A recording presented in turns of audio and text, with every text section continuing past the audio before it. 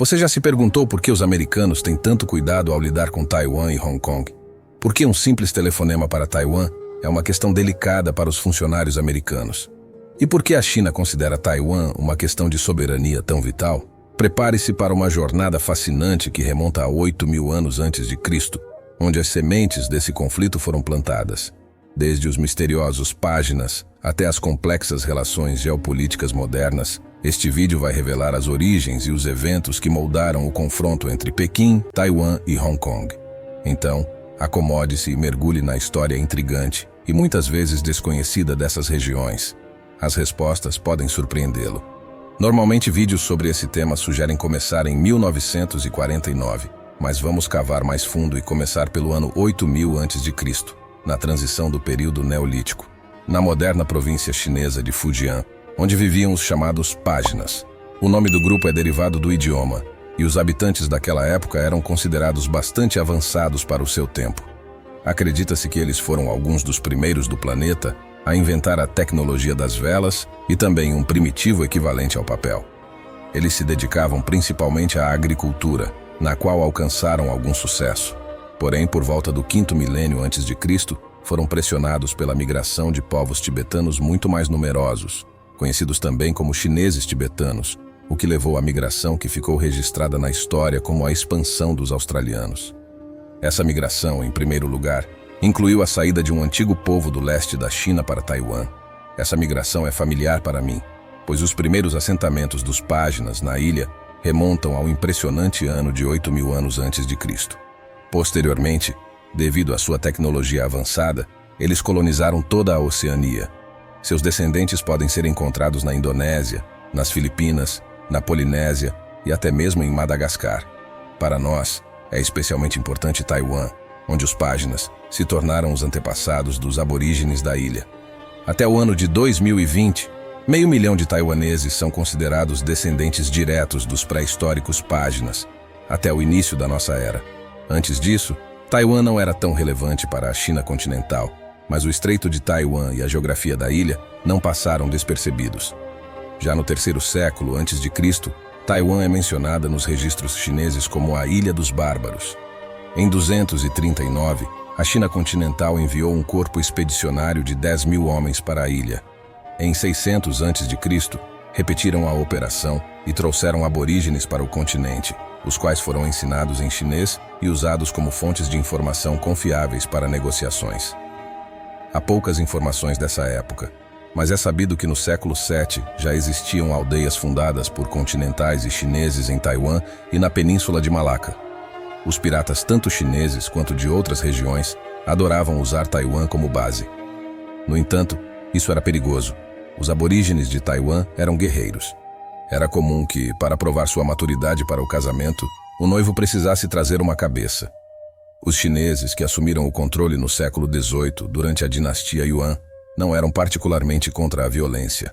Uma onda de imigrantes dos continentes menos prósperos começou a chegar à ilha nesse período, e desde então começou o implacável processo de deslocamento dos aborígenes de Taiwan das terras mais férteis para as regiões montanhosas, enquanto os descendentes dos imigrantes de Fujian e Guangdong, províncias continentais, compõem a maior parte da população atual de Taiwan.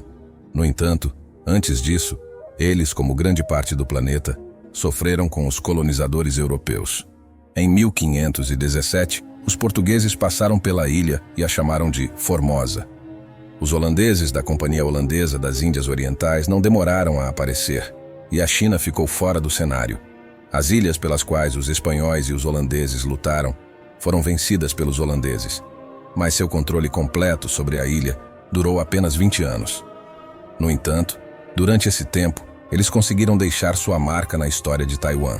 Foram os holandeses que ajudaram os migrantes chineses a expulsar os aborígenes locais e também ensinaram os taiwaneses a usar gado para trabalhar nos campos, além de diversos métodos de adubação.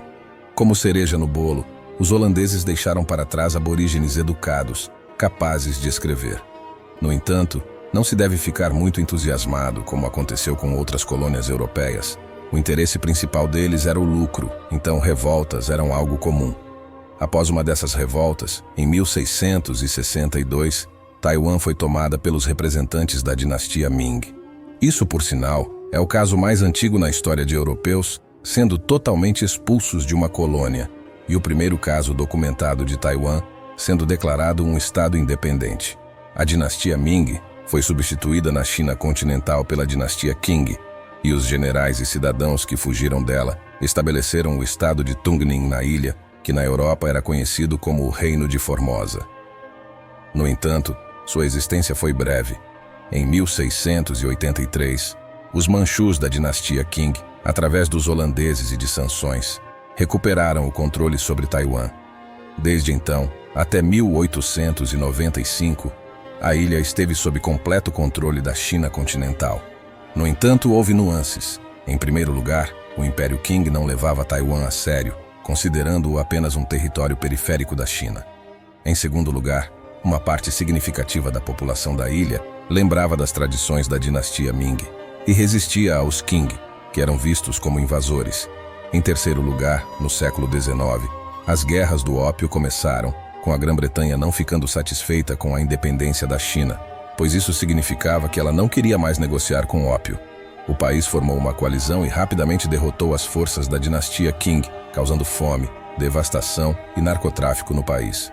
Taiwan, para as potências ocidentais, parecia um excelente trampolim para conduzir ações militares e políticas contra a China.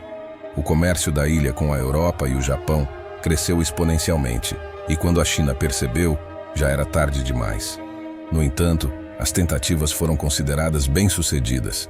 Em 1885, Taiwan recebeu o status de uma província completa por esforços do governo chinês. Eles construíram a primeira ferrovia e melhoraram a infraestrutura. Esse período é lembrado com carinho até mesmo pelas autoridades modernas de Taiwan. No entanto, a história não continuou dessa forma, pois em 1884, a China e o Japão entraram em guerra. O Japão saiu vitorioso e, com o apoio do Ocidente, obteve Taiwan. Embora a China não tenha reconhecido o acordo, para os japoneses, as condições do tratado estavam garantidas. A ilha foi a primeira incursão no colonialismo, e em apenas algumas décadas, Taiwan se tornou o território mais avançado do Sudeste Asiático, exceto pelo próprio Japão. Em 1895, a ilha tinha 50 quilômetros de ferrovias. Em apenas 10 anos sob o comando japonês, esse número cresceu para 500.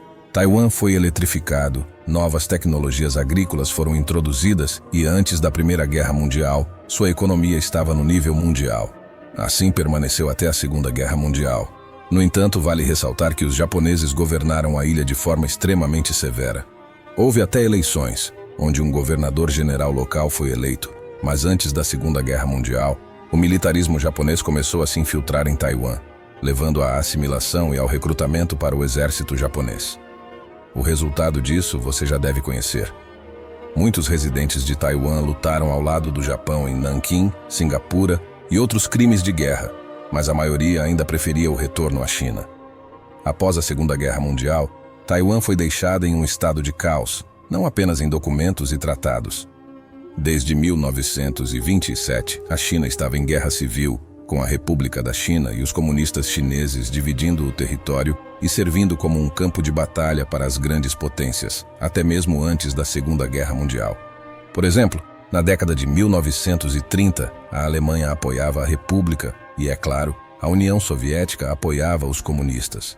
Devido à guerra contra o Japão e à subsequente Segunda Guerra Mundial, os chineses não estavam preocupados com conflitos internos. No entanto, assim que a situação se acalmou, antigas discordâncias ressurgiram. Os comunistas e os republicanos começaram a disputar o controle assim que o Japão se rendeu, lutando ferozmente por território para reivindicar legitimidade para seus governos. Os comunistas, liderados por Mao Zedong, venceram a guerra civil, enquanto Chiang Kai-shek e o Kuomintang evacuaram para Taiwan, onde desde 1949 estabeleceram uma ditadura. Chiang Kai-shek proclamou a República da China na ilha e impôs a Lei Marcial, que durou longos 38 anos, sendo considerada a mais longa da história. A Lei Marcial entrou para a história como o Terror Branco, durante o qual muitos milhares de taiwaneses foram vítimas de prisões, torturas e execuções sob suspeita de colaborar com o Partido Comunista da China continental. Na ilha, a censura foi total, as greves foram proibidas e as fronteiras defensivas de Taiwan foram reforçadas. Na segunda metade do século XX, houve várias fases ativas de confronto. Em 1955, 1968 e 1996, por pouco não houve guerras em grande escala entre a RPC e Taiwan. Os Estados Unidos sempre desempenharam um papel decisivo nessas questões. Logo após a Segunda Guerra Mundial, os especialistas americanos se envolveram na reconstrução econômica e nos investimentos. A Lady Eleanor Roosevelt realizou uma excelente reforma agrária. A industrialização e o estabelecimento de relações de mercado estavam crescendo, com produções intensivas em mão de obra, cobertas zelosamente pelos Estados Unidos com seu poder militar. Em 1979, o Ato de Relações com Taiwan foi aprovado, implicando apoio militar direto à ilha, em caso de confronto militar com a RPC. Na ONU, inicialmente, era Taiwan quem representava a China, mas desde 1971, a RPC assumiu o assento único do país. Desde então, Taiwan tentou reivindicar esse assento várias vezes, mas a cada tentativa, sob pressão da RPC, sua candidatura foi rejeitada.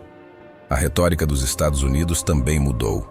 Em vez de apoiar claramente Taiwan, adotaram a chamada política de dupla estratégia. Por um lado, os Estados Unidos e seus aliados apoiavam informalmente o Estado insular, mantendo embaixadas não oficiais e órgãos de representação quase em todos os países ocidentais.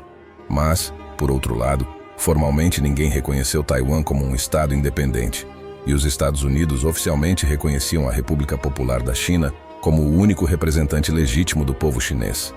Isso resultou em situações paradoxais, como a aprovação do Ato de Fortalecimento das Relações com Taiwan em 2020 pelos Estados Unidos, enquanto conduziam todas as negociações oficiais com a RPC e proibiam suas corporações de mencionar a independência da ilha. A economia de Taiwan cresceu a uma das taxas mais rápidas do mundo e agora é um paraíso para a indústria de semicondutores, eletrônicos e até energia nuclear.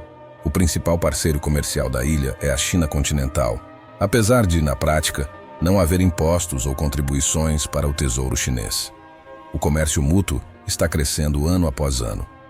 Paralelamente, houve uma democratização da sociedade na ilha, com a revogação do estado de guerra em 1987 e a realização de eleições diretas para presidente em 1996, enfraquecendo o domínio do Kuomintang, que governou a ilha por meio século. Atualmente, a tensão na região está aumentando novamente, e a explicação para a situação atual é uma mistura de política, história e outros assuntos. E isso é tudo, pessoal. Até o próximo vídeo.